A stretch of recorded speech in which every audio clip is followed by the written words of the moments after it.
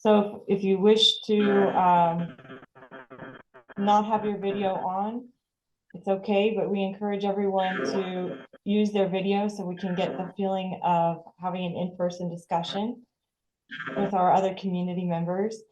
And this is kind of a start to 2024 where we're preparing for our next Citizen Diplomat cohort.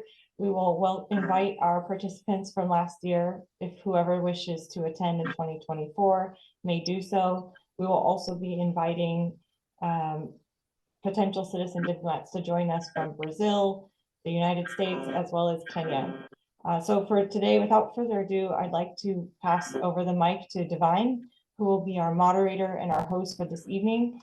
And everyone, one last thank you for taking the time out of your evening to come here and discuss, this contentious and ongoing issue. So Divine, thank you for being here and come to the stage. I'll pass the mic to you.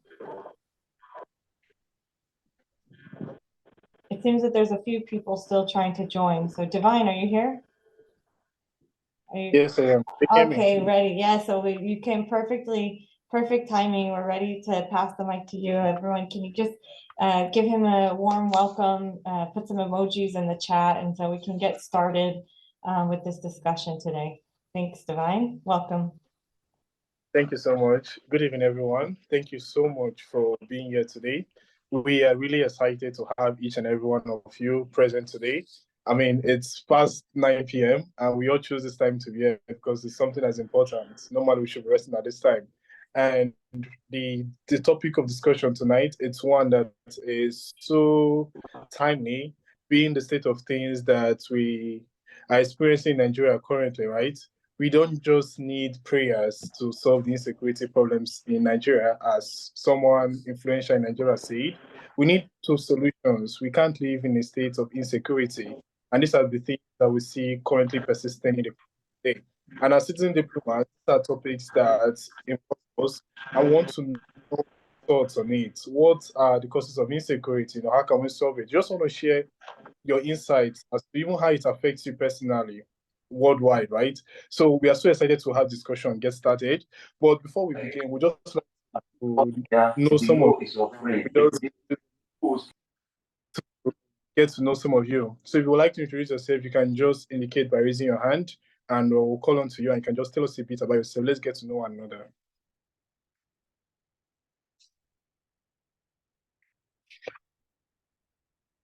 Hello, Mr. Shinoye. Good to have you on the call. Would anyone like to introduce themselves before we get started?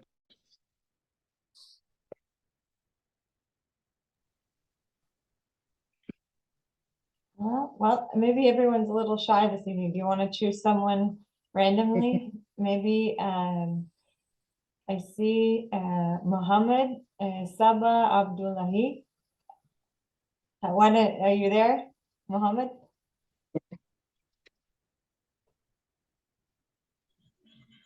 Yes, good evening, Ma. Good evening, Divine. Yeah, I'm here. Hey, nice to have you here. Thank you, Ma. Yes, thank you very much, Ma. I'm Mohammed Saba. Yeah, I'm also here. Thank you. All right. So, Ma, it's a very nice opportunity because what happened in some community in Plateau on 23 and 24 was a disaster, if I may call it. So about 17 rural communities were attacked of Barakeladi, where attackers attacked these communities on December 23 and 24. So it was nice when this program was brought. When this program was brought by these organizations. So I would really like us to discuss more about it and see what are the ways in which maybe the Citizen Diplomat could assist and see how we push most of these challenges and solutions through to the government and to stop all these attacks and So thank you very much, Ma. Thank you. Yeah, and Divine, do you want to open up Yeah. for any more introductions, or should we just jump right into the discussion? We're going to jump right into it and take a moment for sharing that. We truly resonate with that message. And just before we continue, could everyone just type in the chat where in Nigeria they currently are or where in the world they are to let us know how the discussion is flowing? Because currently I'm in the capital city of Abuja right now, but I would love to know where all of you are and see how insecurity affects all of us, because you agree with me now that where we thought was safe is no longer safe, right? Nigeria as a whole now it's facing some turbulent times. So let's get right into the conversation. If you will, the way it's going to flow is that I'm going to ask a question, and then if you want to respond, you could raise your hand and comment. We'd love to hear you. This is a discussion, right? It's not a lecture. We want to know your thoughts and know how this affects you. So let's get started into it. The first question we'll be asking now is, what are the main sources and drivers of violence or insecurity in Nigeria? And how do they affect different communities or groups? Amazing. Good to see where all of you are from. So that's how we start the conversation. What do you think are some of the drivers of insecurity and violence in Nigeria?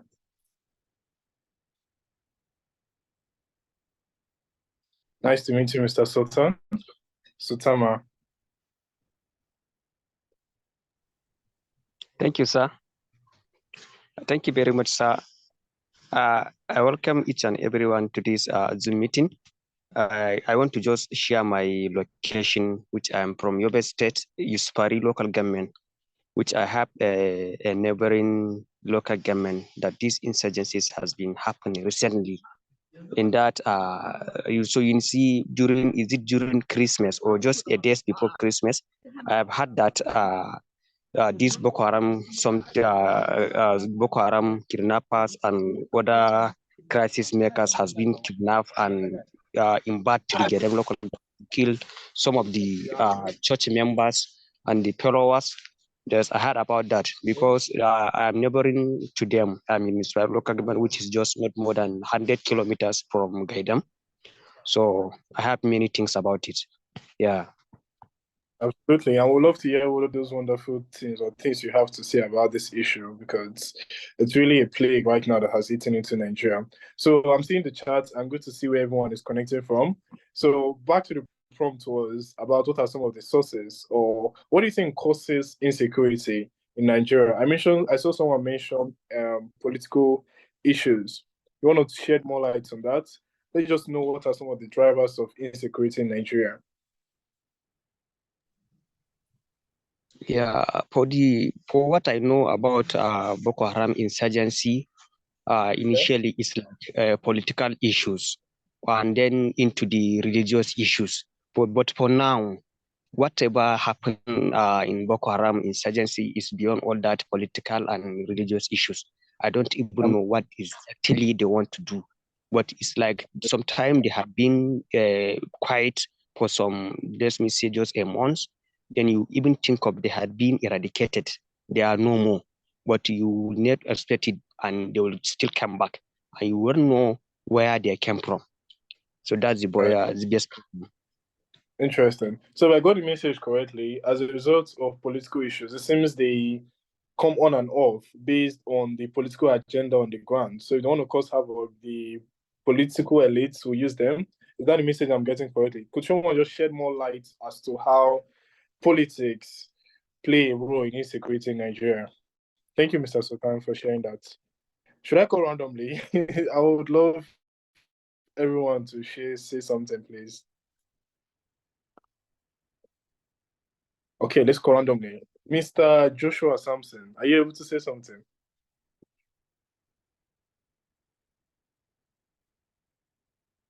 Yeah, to Mr. Joshua on the call. Mr. Joshua Demlong, Mr. Joshua Sampson. I know. Yeah, hello, good evening, team. Hi, good evening. Hello, good evening. Go ahead, please. Yeah, I'm sorry, I'm just joining in, so I'm probably just trying to understand that. As the meeting proceed, of course, I definitely drop my opinions and what is expected of me. Thank you. Amazing, amazing. So the question we are discussing on is what are some of the drivers of insecurity in Nigeria? Are we going to summarize it all as political? Are there any other factors that play a key role in causing insecurity and violence in Nigeria, which is our topic of discussion?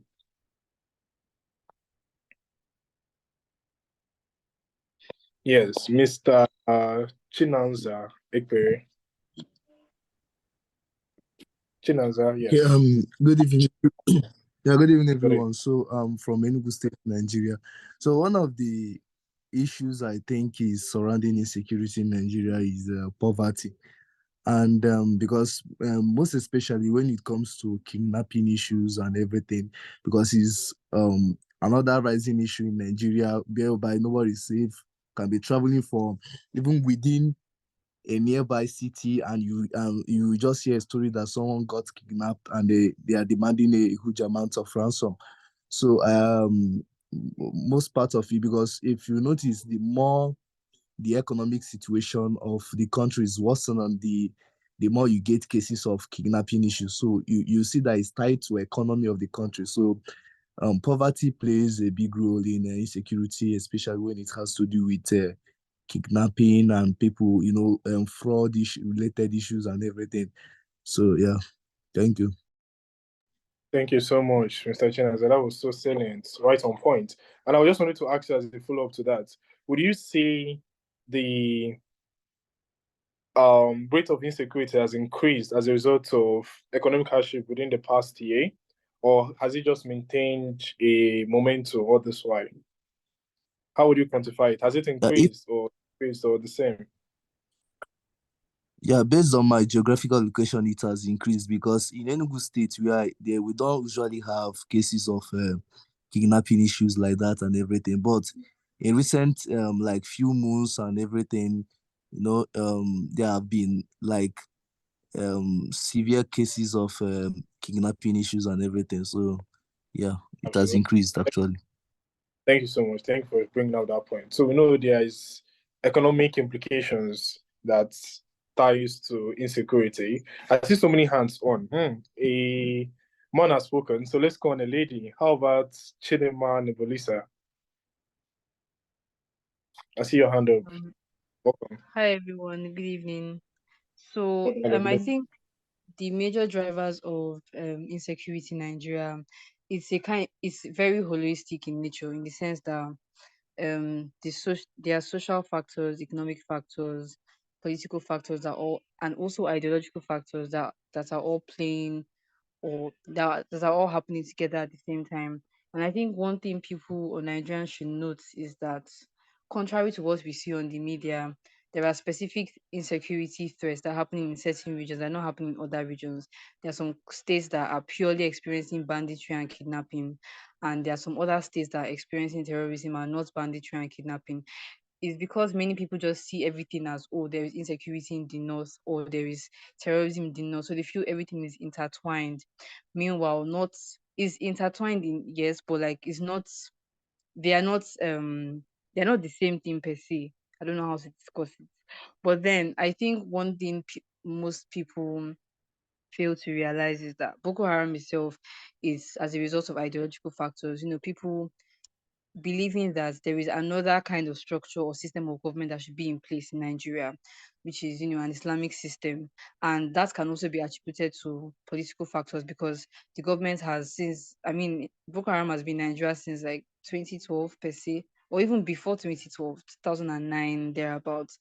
And since then they have believed that the governments cannot provide them a proper system of government. So that is why they are suggesting another system. But obviously it is a radical extremist, orientation that they are trying to present. And let's not forget the fact that issues like climate change tend to exacerbate the conflicts. Like we have the farmer header conflict amongst, the Fulanis and the Hausas, and it's majorly because of climate change. You know, the farmers, the herders are looking for where to rear their cattle, because there are so many dry lands. The rate of dry lands or dry areas in the north are increasing rapidly because of climate change. So they migrate to, other green lands where they can feed their herders. their cattle, sorry, and then they come in contact with farmers, and then there is a clash. And then in certain states like Zamfara and the likes, there is a whole lot of back and forth. Initially it will begin with farmer header conflicts, and then it becomes another thing. Maybe there's a proliferation of weapons, and then they use that to their advantage. So it is a whole lot of complex issue in itself. And I think for you to understand this very well, you have to read a lot of articles from proper experts, peace and security experts.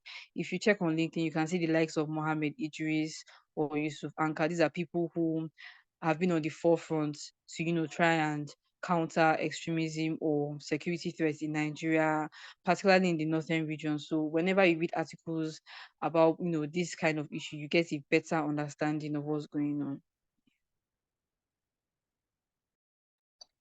Absolutely. That was well said, Chidima. You brought up a number of points that I would never even really think how it affects insecurity, right?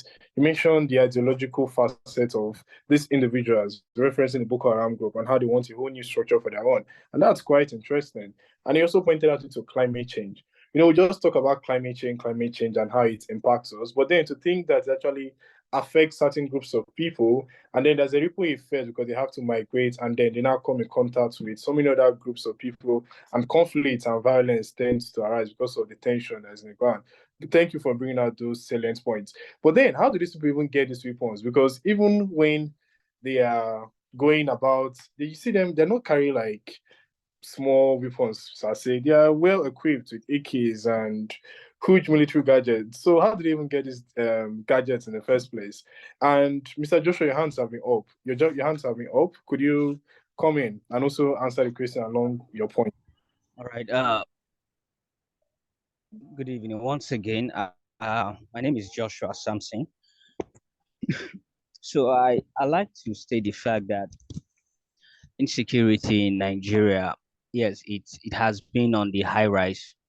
Now, there's the major factor is like the political factor, which we all know, and then also there's the religious factor, and then there's the social economic factor, which causes the insecurity. But I like to ponder on two, which is the political factor. Now, the political elite, what they are doing is, like we all know, they're trying to use the insecurity factor to separate us, to separate, of course, to disintegrate the masses and not retaliating or not being able to do uh, what is right in terms of advocating for good leadership, of course, coming out to participate in the civic engagement. And then this has created like a big gallow between the masses and the political elite. And then also from the social factor, I also agree with the speaker, the lady. She made mention concerning the social factor, whereby now a lot of persons are displaced and also hungry, of course. So they expect one of the easiest way they could look for is to see how they could, survive on their livelihood. But the political factor is one major thing where the political actors are using this as a leverage to disconnect themselves, to disconnect the masses, to do what is actually expected of them in the society. But of course, the crisis or the insecurity is on the high rise, and this is a distraction.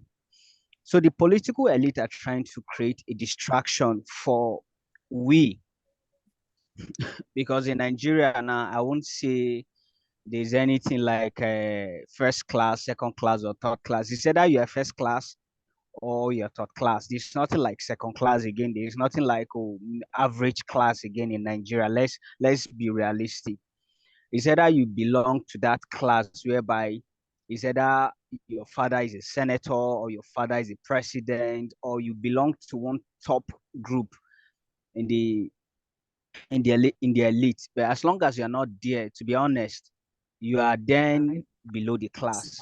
So they're just trying to look for a way to disconnect us. And what must we do as people, or must we do as persons to see this stops?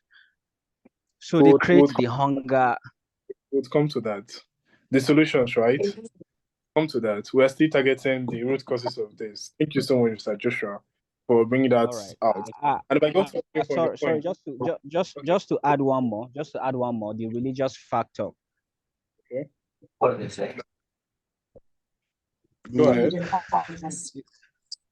So the religious factor is the factor whereby, oh, these persons feel my religion is better, and these persons feel their religion is better. And like I said, it's still the political elite that still uses this factor, because the political elite is like the major enforcer of the insecurity in Nigeria. So they use these tools to see that we are where we are. I think I just leave it here. Thank you. Absolutely. Two main points stood out: politics and religious factor, right? Mr. Alamin, I will come to you in just a second. I just wanted to say that we also need to, we can tie down our comments to under a minute to help us get to a number of people. I also want to read out what someone wrote in the comment by name Mr. Mokhtar Ismail. Please forgive me if I'm mispronouncing the name, but he says that the issues of insecurity is from politics because those attackers have so many sponsors. That is, kidnappers are always targeting so many people in terms of traveling by road, mostly villages. The solution is to collaborate with IT experts, service providers, and security personnel for a day-to-day investigation.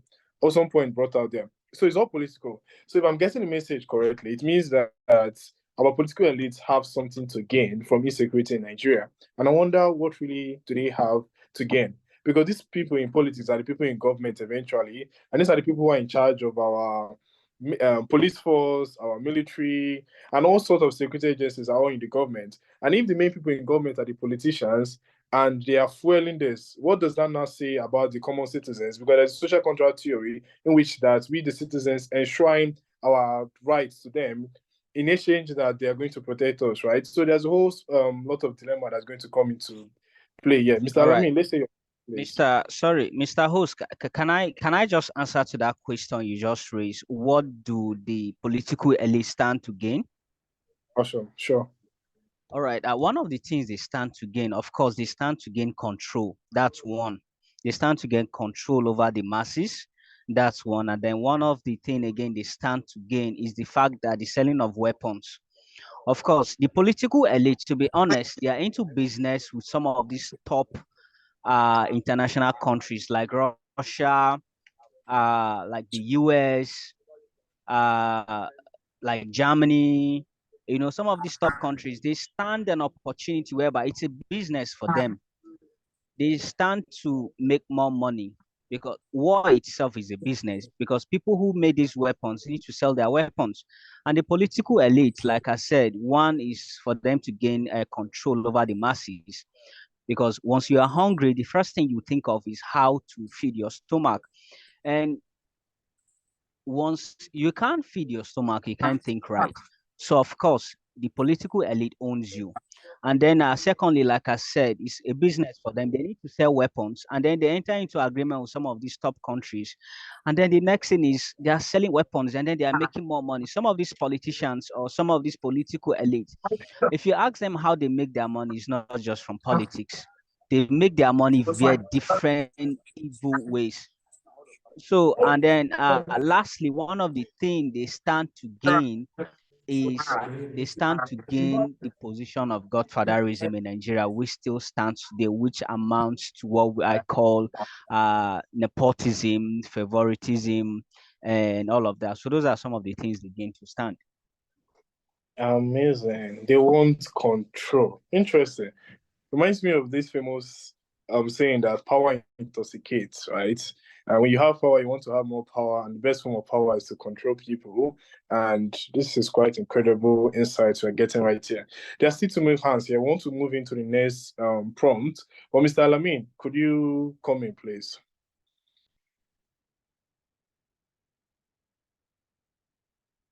Okay, since his hand is down. Mr. Mohammed, I see your hand up. Okay, Mr. Alamin. Okay. Yeah. Yes, okay. All right. Okay, sorry. Yeah, Mr. Alamin, go ahead. Okay, good evening. All right. Evening. So for me, I believe some of the major points that drive insecurity in Nigeria, first of all, I'll say ethnic and religious tolerance, as well as instability of governance or political instability, as well as the military-industrial complex as a whole.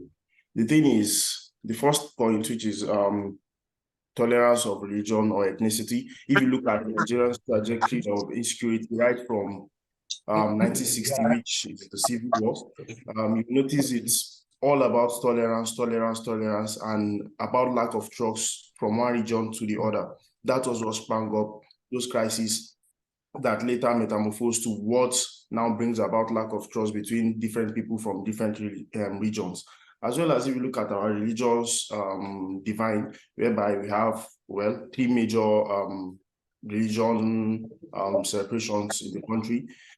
This also brings about insecurity because ideological factor, just like I think the lady said the other time, it's what brings about Boko Haram and all, as well as I talk about political instability, which was one of the major factors that brought about even the civil war itself, and the fact that one government has a different perspective on how to handle its own security and could not finish that, and then another government brings about a different idea in handling its own security, and this brings about a whole different concept into fighting security, and this will definitely find lapses in fighting security. And lastly, I mentioned the military-industrial complex.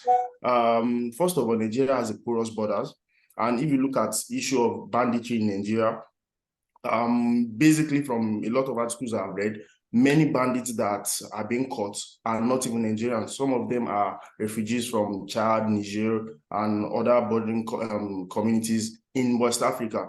So the thing is, we have porous borders, and then this particular proliferation of arms, which is as a result of our military-industrial complex, and the military-industrial complex comprised of the politicians, the military itself, as well as the corporations that produce these arms.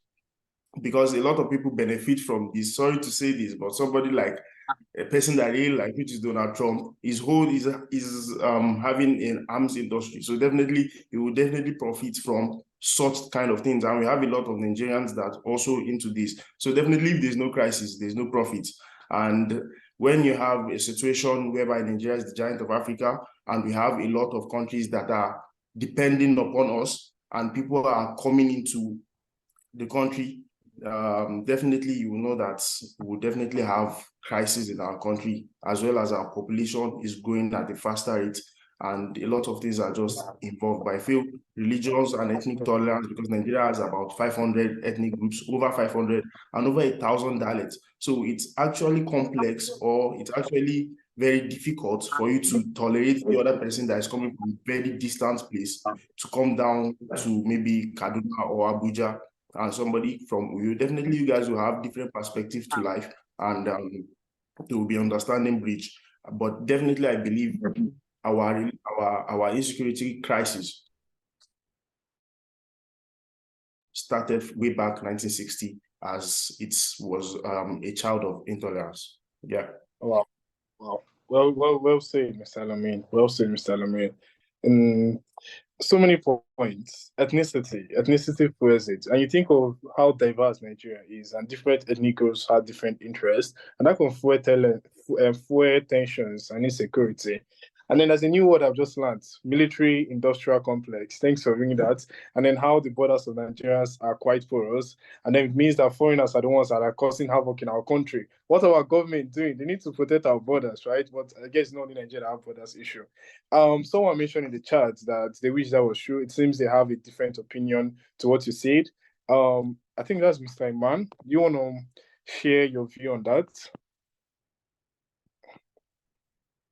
I think I saw someone mention something that had a different view, because this I is what did we want to also have. see that in the chat, and I was quickly going to just point out that it's okay to not agree. I think being able to express our different opinions on things is really important, and always to do so while remaining respectful of one another. I think this is where we're going as a group, where when we embody this, we can help make the world a better place. So if you guys want to debate each other's opinions, please, we encourage you to do so. However, we always have the undertone of mutual respect. So with that, Mr. Imam, if you would like to share your thoughts on that, please feel free to unmute yourself. Okay, my name is Yahya Harun Yahya, Imam from Kano State. There are a lot of reports in the media circles proving US sponsoring separatist groups in maybe unfavorable, maybe in countries that are not favorable to them. So you can't say US will never sell their weapons to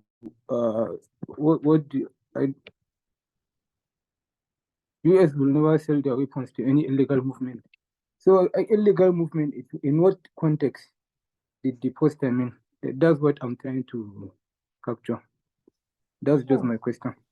Do you have any other comments you want to add while you're here? Or I see a few other people with their hands raised, and I know Divine has a few other topics planned for us to kind of round out the discussion.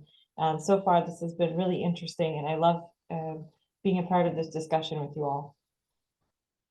Absolutely. And Lydia, I was even going to come to you in a second, because there are a whole lot of issues that are brought up, mentioning the US and other foreign countries. But you are someone who is in the US and have had footings in other parts of the world. So when you hear that these other big nations, quote unquote, are somehow having a hand in some of the insecurity in developing nations like this, how do you wrap your head around it? How do you process what has been said thus far? Well, I can't pretend that I know more than people who live in Nigeria about the issue. And sometimes I think everything that we're talking about is really complex. I think Chidinma mentioned when she spoke about the complexity that even climate change has on the food systems, and how, pressure on the food system then creates social tensions, and sometimes like the political, I think someone mentioned nepotism, like the political dynasties, the business dynasties that are in control. There's so many varying interests, not only in Nigeria, but also abroad, that can end up impacting innocent people's lives in very negative ways. And I think one of the reasons I find this idea of a citizen diplomat society very powerful is that we as individuals can come and discuss those interests and discuss our interests to get around the mediums that would normally separate us. And hopefully, by talking about our own interests and our own involvement, we can make some small impact in our own lives, and then thus everyone around us, and inadvertently affect thousands of people. So, for example, I'm sitting here in the US, and I have no control or impact over what my government really is doing or selling. And I agree actually with the previous speaker that, we have a list of terrorist organizations who we designate as terrorists, and we would say, okay, we won't deal to them. For example, North Korea. However, North Korea considers themselves a legitimate government, regardless of my opinion of them. And so they have their own weapons programs where then they will sell to other countries or groups that support them. And sometimes I think all of this conflict comes down to worldview and ideology and who do you know. So really quickly about the People's Accords and why we structured our program towards projects and working together as individuals is because even though all these other systems exist, all of us have great ideas and the power to work together to execute them. And by making good businesses and making innovative ideas, I think someone on here owns a plastics innovation company, one of the first guys who joined the call. I mean, just you being you and doing the things that you're uniquely gifted and talented for really can make a big impact. And that's what the People's Accords is working towards here. And it's so exciting. And I'm so honored to be on this call with everyone. So I'll pass the mic back to whoever. I see a few hands up. But thank you for asking me. I hope I answered your question. Yes, you did, and thanks for sharing that. It's all ideological. Very interesting point. Mr. Anthony, I see your hand up and you haven't said anything. So I want to call on you, but also want to give the prompt for the next question, which is how do you personally experience or witness violence and insecurity in Nigeria? So if you could comment on what you wanted to say and then tie if you have some personal experiences, that would be great so we can make progress. Mr. Anthony, please. Mr. Izini Anthony. Izini Anthony. Okay. I will come back to him in a second. Mr. Uma Amino. I'll come to you in a second, please. Mr. Uma? Okay. Hi, welcome. Okay. Since you stepped out for a moment, so Lamin, the floor is yours. Okay, yeah. There was this point I left out in my opening remarks, which was talking about the involvement of, I don't know, the big powers, because this was actually evident a few months ago as a result of Nigeria being hesitant, or the ECOWAS being hesitant in taking proactive measures against the Nigerian military government that had the coup over Bazoum. And I guess World Bank had to threaten Nigeria that they'll cut off some finances to Nigeria if they don't take action. So those particular issues of we having some certain world powers involved into the affairs of the country is also fueling our insecurity, because I could remember in 2015 where some army officers had to arrest some foreigners in Sabisa Forest, where we had the Chibok girls then, and we're having foreigners doing God knows what. So I feel there's a lot to our security problems, even beyond what the government could even solve, because we will be seeing things from outside here, but it's not quite easy on their own side because it's beyond them in some certain areas. And my own way of witnessing violence is, as a guy that grew up in Kaduna, I guess I've witnessed several bombings in Kaduna, as well as the Sharia crisis in the 2000, the election of 2011, the bombing in 2015, 14, from 10 to 14, as well as different kidnapping episodes from Kaduna to Abuja highway. So the violence is just non-stop, year in, year out. Absolutely. It's not stop hearing you out. Wow. We are truly affected by this insecurity. We sympathize with you and really hope that solutions can be forward so that no one has to experience this. Mr. Anthony, your hand is still up. Do you want to come in, please? Mr. Anthony, is he in here? Okay. He's here, but I think he's having trouble unmuting himself. If you can Yeah. hear us and you can that would be great. Or whenever you're able to unmute, we'll take note.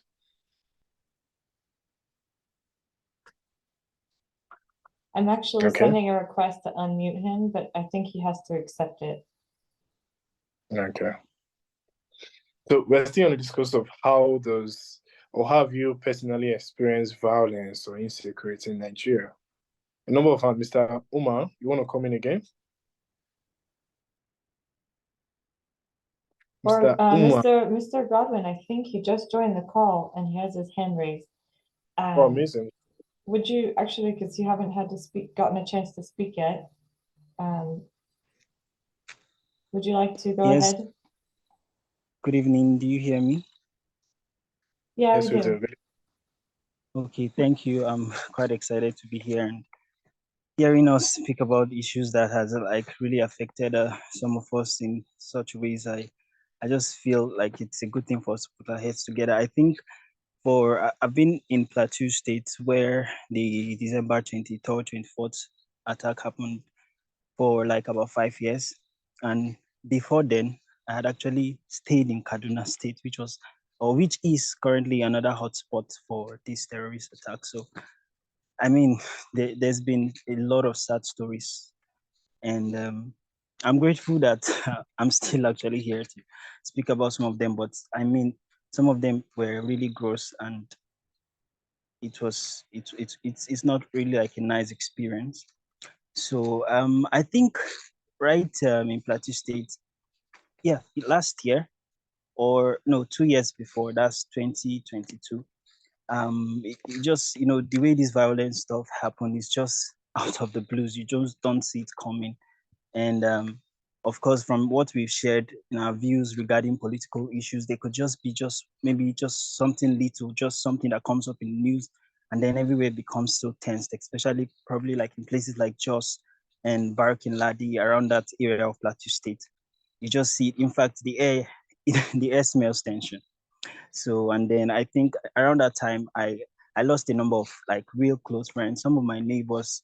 I mean, it was a Sunday, I think, in that particular time where we went to church and coming back, there was no way. I mean, there was no way. Home roads were blocked. There was just blood. I mean, it was terrible. I lost a lot of friends, and I was spared, and it was God's grace. And also, it's been terrible. I think my family, even at a point, we had to like leave home every day, go sleep somewhere else, come back next morning, just because of the intensity of everything. So I just wanted to share, like, it's real, and I think it's really nice that we're putting heads together to get this. So thank you. Godwin, thank you for sharing that. I really feel like I want to cry when I hear you say what you experienced. And I know so many people probably here today have been touched by this in some way or another over the years, because it's not just something that started on Christmas Eve or on Christmas. And violence, I remember in my university classes, we had done some studies on the Arab Spring when it started, and there were a lot of reports that people who actually turned to terrorist activities, it tended to be because, and back to the weapons interest, there was more money in terrorism than in the economy, that many young men needed to provide for their families, and even these young men who had degrees in engineering were, this is in the case of Egypt, I guess, were having to turn towards terrorism because it was the only avenue for earning money. And I'm really hoping that through programs like the People's Accords and just through innovative individuals making small groups, we can create solutions that empower our communities and improve the lives and livelihoods and earning potential. And that way it will give people alternatives to terrorism. And I know no problem is so simple in the world. It's certainly not as simple as just making everyone happy. That will never be possible. But Godwin, I really feel you on this violence. And I was in Israel on October 7th, and regardless of what anyone feels about the political situation there, that was really terrifying. And I remember just being afraid to even change my clothes, because you didn't know, like, if someone was going to break into your house and in any minute and just kill everyone. And that is a feeling that I think I've never experienced before. And it's sad to know that so many people live in fear on a regular basis, whether it's in the US or in the Middle East or in Africa. And thank you for sharing today. I think this actually leads us into the next part of the discussion, right, Divine, where we're going to talk about what can we do. How, we've experienced some hardships. We can see that there's many sources and reasons for the problems, but what can we do? And I'll turn the mic back to you. Thank you. Thank you. I'm really emotional right now. The stories. This is real. People are going through a lot. People are losing their lives. It's not a made-up fiction. This is real lives of real people, not just in Nigeria, all around the world. And no one should ever have to experience seeing loved ones, friends, families having to lose their lives because of a failure of a state or any individual to do the necessary things. Lives are not something that lives are so valuable that they should be protected at all costs. And it really breaks my heart to say that we have come to a state in our country and in the world whereby things like this can just go by. And I really feel emotional right now, really. Resonate to the message, and thank you everyone for sharing this. We know it's not easy. It also brings back trauma, right? Having to relive some of these memories. But thank you so much, because these are discussions or hard discussions that have to be had. And yet, this transitions us into the point about what are the solutions, right? And before we even go to the solutions, currently, right now, what are some of the systems or initiatives that the government has or individuals has to keep themselves safe right now? And then we see what is not working right now, and we see the way we can move forward. And yeah, who wants to share, please?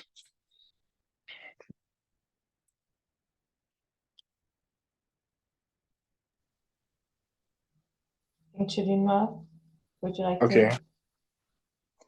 Yes, Yes, go ahead. hi everyone.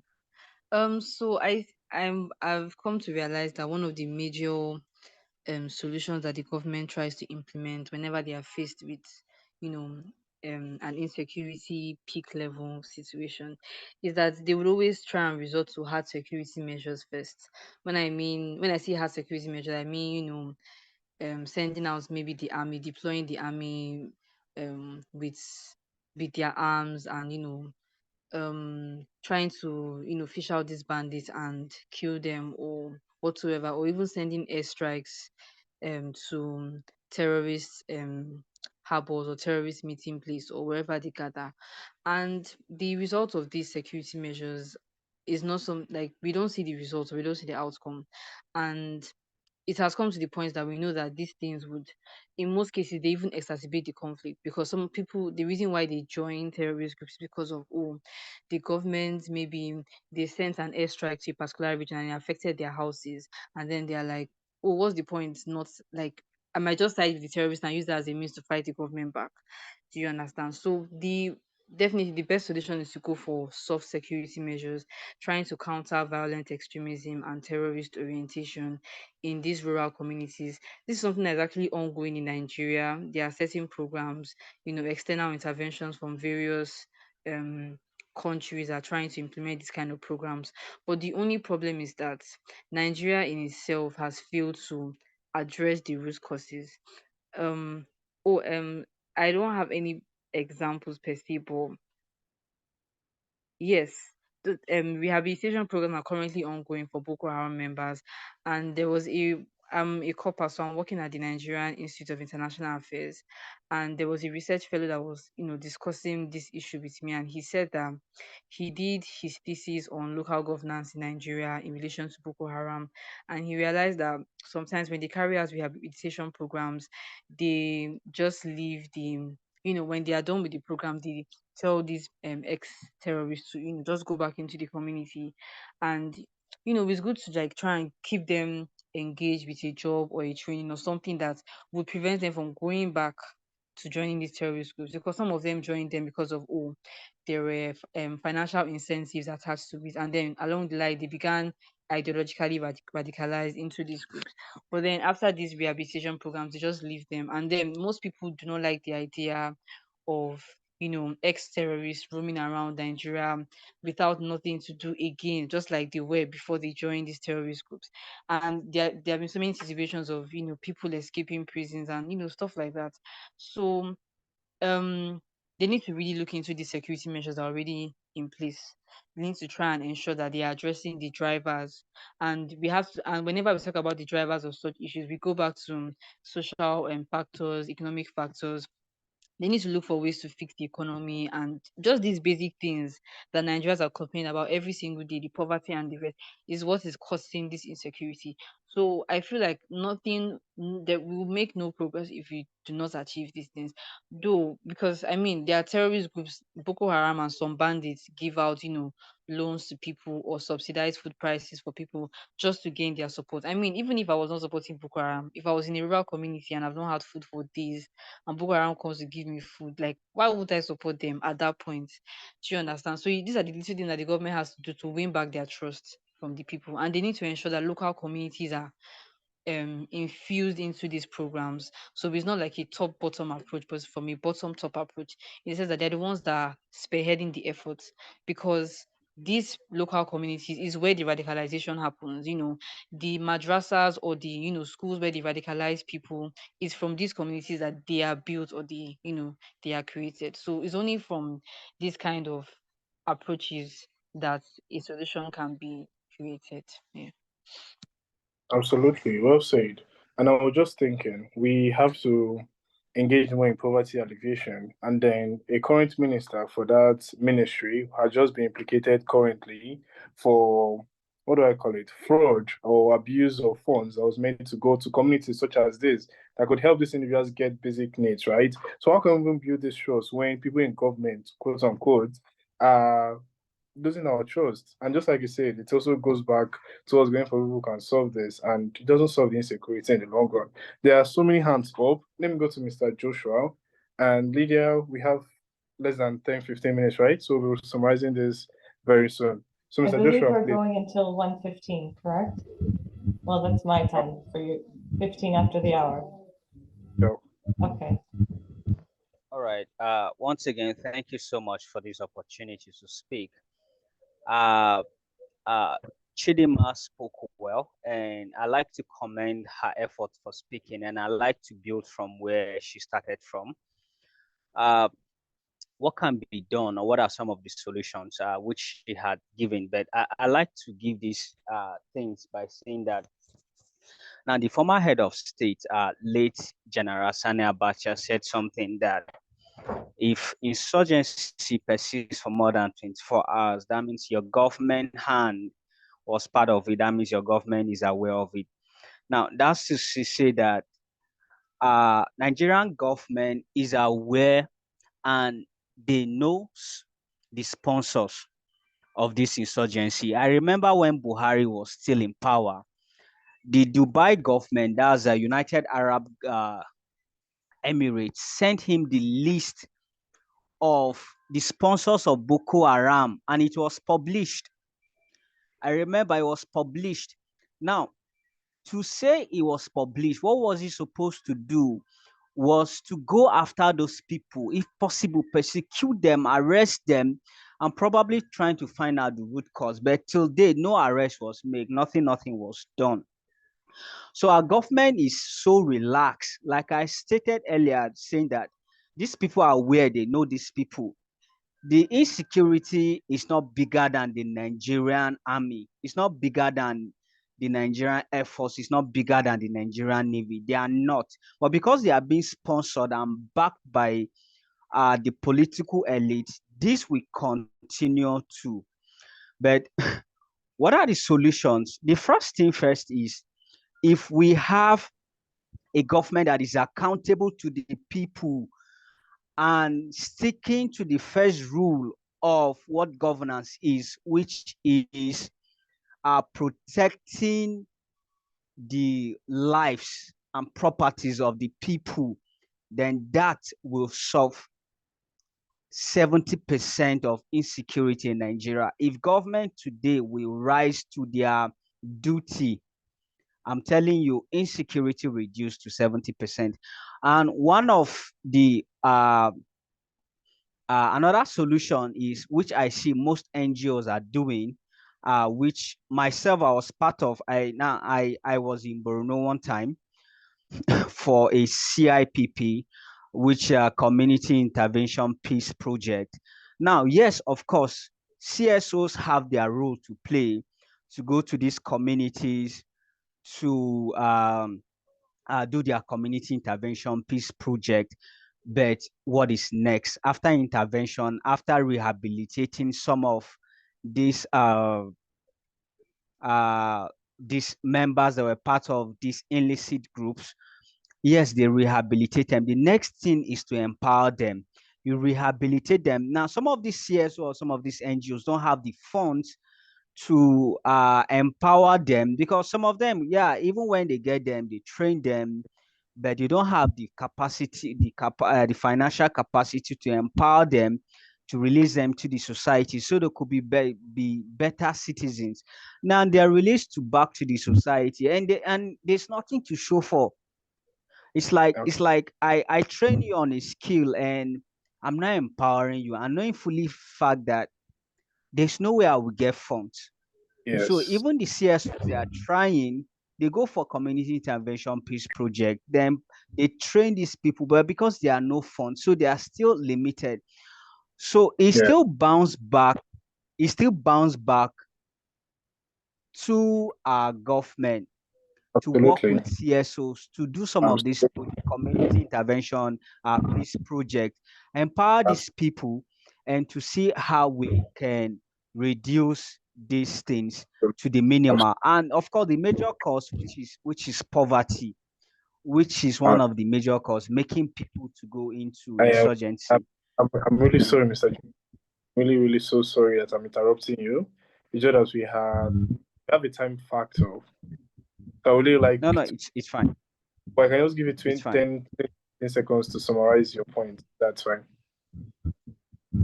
Okay, so my point is, okay, fine.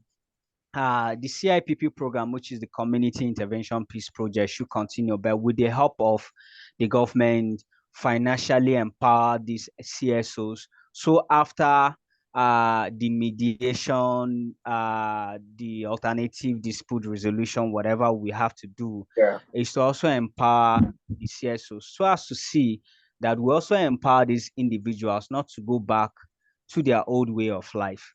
So it still fall back on the government. Thank you. Absolutely. Thank you so much for bringing that to our notice. Empowerment is needed, but not just empowering. It has to be a continuation so that at the very end, these individuals can not just be idle, but can have something to do in the society to stay busy, right? So they don't go back to their evil ways, so to speak. But then someone else differs from what you say. Someone is saying, why do we have to rehabilitate these individuals? Aren't they terrorists? Who rehabilitates terrorists? And that's a very good point to bring up. Would you like to expand on this, Mr. Joshua, I believe? We have 10 minutes to go, so I'm really sorry I'm rushing, but we are way fast. All right. Mr. Joshua, are you all right. Yes, I'm here. So, first of all, sorry, Mr. Joshua Sampson, sorry, that was Joshua Dimlong, if I'm not mistaken, that had a different opinion with regard to rehabilitation. You are for rehabilitation of these individuals, correct? Someone differed, and I just wanted to, if the person say something about it. Sorry. Yes, I quite agree with Mr. Joshua Dimlong with the fact that there's no need to rehabilitate them. But sometimes some of these people go into this act because at some point in time they were not given the choice, and their choices were taken away from them. So just like I like to use the United States of America, whereby they will tell you boldly that they don't negotiate with terrorists. They don't. So, like I said, it still falls back to our government. If I had the way, or if I had the power, seriously, once you get to capture these people or you have them in hand, please just execute them. That would have been, or sentence them to prison, life. But because we find ourselves in a country whereby a lot of factors are not put in place, a lot of things are not working the way they should be, so that's where rehabilitation comes in. The rehabilitation comes in whereby some of them were not given the right platform, they were not given the choices, their choices were taken away from them. So most of them think the easiest way is, for me to engage in either fraud or to engage in to just go find myself whereby at least I can't see sharp money. I see. So I absolutely agree, and we are this is a very interesting conversation to have. But let me just wrap my head around what has been said thus far. Mr. Sampson, you have the opinion that this individual should be rehabilitated. Why? Because currently in status quo, these individuals were not given the choice. So the economic hardship was there, poverty was there, and the only way for them to escape this was to engage in crime. But I think also have to differentiate between code terrorists, right, who are just there to kill and cause harm on individuals, and those who engaged in crime. I would like to think there's a difference, but all of them are breaking the law, right? So someone would say that these code terrorists who are just out there to cause havoc on individuals, raid churches and kill individuals, these are not because of economic situations. They just have an ideological stuff I could say. So why should they be integrated? There are so many hands up, and we are out of time. Mr. Godwin, I would love you to say something. Mr. Lamin, let's wrap it up. And Mr. Mohammed, do we have time, please? Yeah, I Let's follow think we that. can spend 5 more minutes. All right, awesome, thanks. Mr. Godwin, then Mr. Alamin, take over when he's done. All right, thank you. I just want to speak on, you had said what are some of the measures that are in place but are not like really effective. I think the issue of stationing like security measures is currently in place, but there is a leakage in the system. The reason why I say this is, for example, let's take the use of checkpoints, which is something I'm sure we all are aware of. I think I was driving like a month ago, and then the checkpoints were just like stone throws from each other. Like just before you leave this, you're already seeing the next one from where you stand. And I mean, before you go to like a 1 kilometer distance, you must have passed through about 30, 40 checkpoints. Like they're just looking at each other. The aim of this was actually to reduce the rate at which maybe people smuggle weapons and then people just pass unauthorized and stop. But I can assure you that while passing those, and I'm sure you, if you probably have passed through some of the places I have, you would know that it is not working, because once you get to those places, this, I don't know, probably because of the root cause of the insurgency itself, which is poverty. These people have, they just want money. So once you get there, no one is asking you what is in your boot. No one is asking. They just stretch their hands, and then once something gets into that hand, you are free to go. I mean, it doesn't matter what you are carrying, and then it just keep making holes in our security system.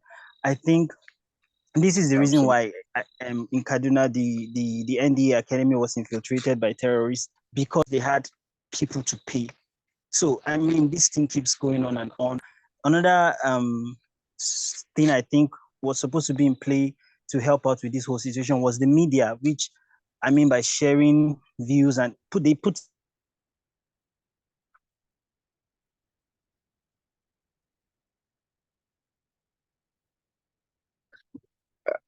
Mr. Godwin, are you there? Okay, I think he has been cut off for a second. So, Mr. Lamin, I will just come to you. I just wanted to comment on something Mr. Godwin said, which was checkpoints, because I remember about some years ago, I was also a victim of kidnapping. And I remember when this man with armed guns came and we were in the car, and there were like 3 of them in the car with armed guns left, right. What's the point? We are heading out and we passed several checkpoints with these armed men, and the security outfits who are supposed to be there to check these cars, right? Because it's at night to ensure that they're not doing crime. We just seamlessly passed through there. We could not shout or say anything for help, but we passed through the checkpoint. So why are the checkpoints not even effective? And this was really something that has plagued me for quite some time. So strengthening the checkpoint to actually do what it's supposed to do is a point that should actually be there, because if those checkpoints did what it's supposed to do, hopefully they won't have carried us to where we are. Mr. Lamin, could you yes, Lydia brings back memories right now. Mr. Lamin, go ahead, please. It's fine. Okay, thank you very much. First of all, I really want to differ from the idea of we just killing people because they are terrorists or stuff. Because recently, just I think day before yesterday, the Nigerian Defense Headquarters released 1,935 repentance Boko Haram from rehabilitation. Imagine killing 1,935 people. As well as I could remember in 2007, Yaradua has the opportunity to bombard about 500 different camps of Niger Delta militants. But instead of doing that, he had to give the Niger Delta region 13% of Nigerian derivative. So that's the way to go about things. So you can actually negotiate and find peace, level playing ground to achieve peace. So for me, one other ways in which we could solve this issue of insecurity is just about reorientation and good governance. And good governance in Nigeria would definitely cut across other neighboring countries if we actually want to solve the problem of Nigerians' good governance. And good governance also has to do with justice. Sorry, I just want to ask you follow up to what. Yeah, I want to ask you something as a follow up to what you are saying. So the country like Twitter, certain people have been kidnapped, and hostages come online, their families pleading for help. Would you try to say, or would you tilt towards the line of people that say yes, it is fine for us to keep raising funds from people online to bring back our hostages? in terms of like negotiating with these individuals. I don't know if you get what I'm trying to say.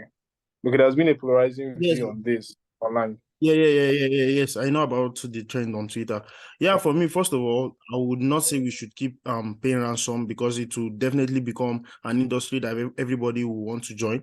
Definitely, we need to find solutions to the problem. But what I was saying about the repentant people were those that surrendered to the army as of the period of the Boko Haram, and they were around 1,900 and plus, but they've been able to rehabilitate 1,935 people. So the fact that they surrender does not mean we should execute them, but rather train and educate them on these particular issues. And definitely, if Nigerians should even go on the way of executing terrorists, we definitely have the International Court of Justice and all coming knocking on the president's door on those issues. And I've seen some issues that the presidents were being sued. Particularly, I think the president of Egypt at one time is being jailed right now because of human rights issues and stuff like that. So these are things that government need to be careful about. It's not that they can't just execute people, but after they leave office, there are repercussion effects on these particular issues. So talking about the solutions that I was talking about the other time is good governance, which I said cut across having a centralized system for Africa. Because if Nigeria is safe and Cameroon, Niger, and Chad are not safe, definitely these people will be coming in and causing crisis because they are not part of the system of Nigeria. And then Nigerian government need to create a system of justice whereby if a person is being caught to offend the other person, definitely justice should be served, as well as there should be reorientation, because the crisis in Plateau, the last one on the eve of Christmas, when the governor visited, we heard some of the victims, the survivors were saying that they identify some of those people that attacked them, that there are people living within their own community. So you should know that we need reorientation, we need massive reorientation down from even the religious bodies, because religion is one thing that Nigeria really hold sacred, and these are people that they would really listen to. So those are my opinions. Can I ask a question? Thank you. Can I ask a Yeah, follow-up sure. question? So, and this Okay. is for you and for everyone in the group, I guess, but I still feel that and agree with Alamin in many ways that if we can avoid violence wherever possible and give people an opportunity to skills and to path of it's kind of a capitalist solution, I guess, but giving people a path forward that's prosperous without terrorism. I really like this solution.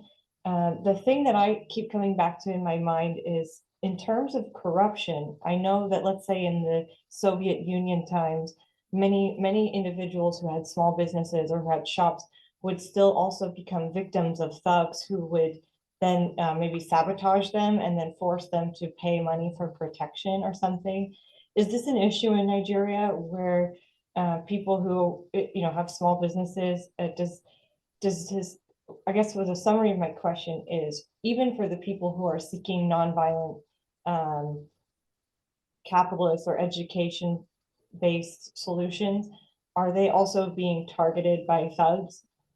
How do we address that if it's even an issue at all? And we can go a few more minutes for anyone who wants to keep going. We can go 5 minutes extra.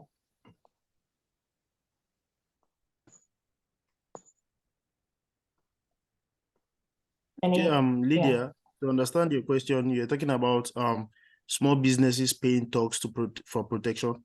Yeah, like, does this become an issue as well, where, is there a business of people where, let's say we're avoiding we're not negotiating with terrorists, where we don't pay ransom for hostages, but I think there's another layer of corruption, like you mentioned with the checkpoints, where the checkpoints are initially supposed to deter weapons trade, but then eventually somehow become used as another small economy for just allowing people to pass or allowing people to access basic services, where those become corrupt. So I guess I'm wondering, in terms of solutions, how do we overcome people who also target small business owners, or is that an issue?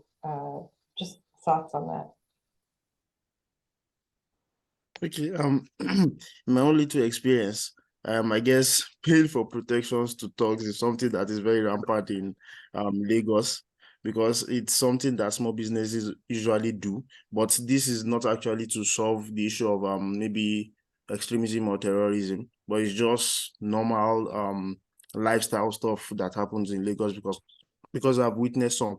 But I guess the new trends in the north is you paying some certain groups of people, which we usually call the vigilantes, and some part of Kaduna they call them the Kato de Goras, to like protect these people. So, and I guess they are giving legal backings these days, as the southwestern part of the country has even developed their own, which they call the Amotekuns and stuff like that. So we have to actually have that in the country. Yeah. Well, I could see in some instances these groups being there's always a spectrum where maybe there's some groups that are genuinely like a security company where they're actually offering a legitimate protection, and then there are other instances where maybe it's abused. And I don't need to divert the conversation to a totally different topic, more that as we're looking at extremism and violence and solutions, how to safeguard our solutions from potential bad actors. But with that, I know we do have to wrap up the discussion. I really love hearing what everyone has to say. I think we'll be putting the recording on our YouTube channel. We'll have a blog article about this where everyone will be free to comment. And we also are going to segue into the 2024 program very soon. We'll be opening it up to our current diplomats, as well as anyone from the previous cohort who didn't get their NFT to participate again. We'll be including Brazil, the United States, as well as Kenya in the program this year. So we'll have even more diversity, and we can talk about other issues. I'd also love to hear if there's anything we didn't cover today, your feedback from what you'd like to see in the community, future discussions, and anything else. One last thing before I pass the mic back to you, Divine, for final remarks is we will be switching over to Discord soon for the 2024 program. Everything will be in Discord instead of WhatsApp, because it will allow for more document sharing and larger group discussions, as well as help maintain privacy. So we'll be releasing a lot more information on everything very soon. I'm so grateful to everyone for being here today and taking the time this evening to share this discussion and share your experiences. And thank you, Divine, also for hosting and moderating. I'll leave you for the closing remarks. I appreciate you so much, Lydia. So many insightful and exciting things to come in those accords. We can't wait to see all of this unfold. Someone said in the chat that overtime, and yes, right, we've gone past the time we scheduled for this call, but this is a result of how interesting and how insightful this conversation has been. This is an issue that affects all of us, and from discussion tonight, we've seen that there are so many. The issue of insecurity is multifaceted, and really hope that a solution can be profiled to all these issues, that our governments can be held accountable to do what they're supposed to do to protect the lives and the interests of people. But most importantly, you and I will also have to take some measures to our care, right? They say prevention is the best medicine, or so they say. So please avoid hot tension areas. We understand that, but also try to protect yourself and your families. Avoid late nights, and let's just do things within our power to ensure that we stay safe, and continue to pray that all of this goes away soon. It's been an amazing session. Thank you all so much for joining this call. Close to 10:30 Nigerian time. So you really are the MVPs for being here. Bye, everyone. Lydia. So this will be the end of the. All right. Thank you all. We'll upload the video soon. Bye.